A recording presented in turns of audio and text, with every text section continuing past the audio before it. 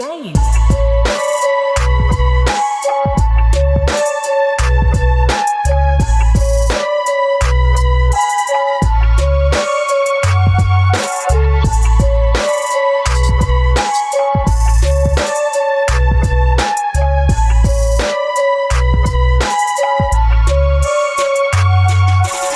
Αυτό που γράφω είναι μαγεία, φίλε, πίστεψε με. Τους κοιτάω μέσα στα μάτια καθώς κλαίνε, δεν αντέχουνε τον πόνο από τη μέρα που γεννήθηκαν.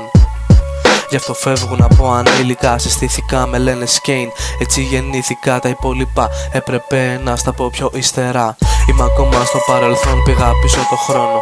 Δεν το ξανακάνω αυτό πλέον, δεν το κάνω μόνος. Αγάπησα το ραπ, βρήκα κάτι για να ασχοληθώ. Μου δώσε δύναμη, άλλαξα από το παρελθόν. Λέει ότι καλύτερο έχω γράψει. Δύο σκιές στα πόδια μου, αυτή τη φορά την έχεις βάψει. Καλώς ήρθες στο ταξίδι, μην αγχώνεσαι για τίποτα, αγάπη. Πάρε νερό και ένα χάρτη. Είναι μεσάνυχτα και έξω βρέχει, η κατάλληλη ώρα για να κοιτάζω στο καθρέφτη. Βλέπω εμένα και λέω πως είσαι έτσι.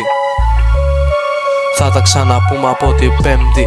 Μιλούσαμε μόνο με σύνθημα, το ράδιο ξένη. Δεν έχω ιδέα στη ζωή σου τι συμβαίνει. Περπάτησα ξυπόλυτο στο δρόμο, δεν μάσησα.